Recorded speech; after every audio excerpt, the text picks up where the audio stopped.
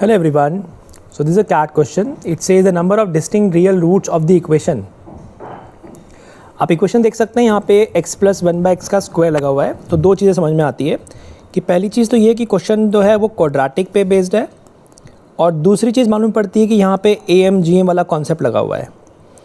क्योंकि आपको पता है कि एक नंबर और उसका रेसिप्रोकल का जो सम होता है वो हमेशा 2 से बड़ा आता है। अगर आपका नंबर x से बड़ा है और एक नंबर और उसका समीशन, रेसिप्रोकल का समीशन, ये हमेशा 2 से छोटा आएगा, ये हमेशा -2 से छोटा आएगा अगर x की वैल्यू नेगेटिव होती है।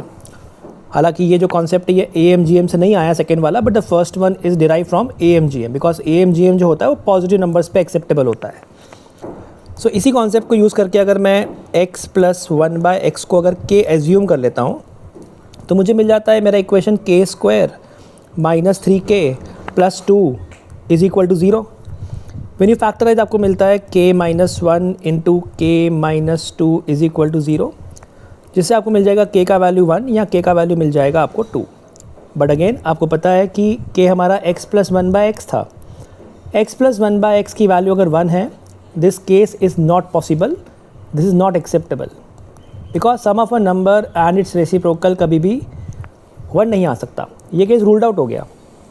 देयरफॉर x प्लस 1/x की जो वैल्यू होगी वो 2 ही हो सकती है।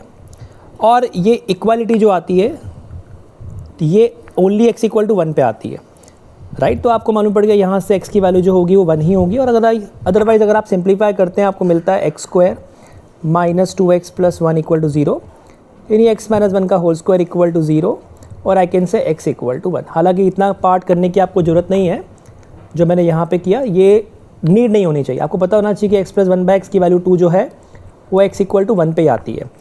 दैट्स वाई इस क्वेश्चन का आंसर होगा 1 solution. And what is the solution? The solution is x equals to 1।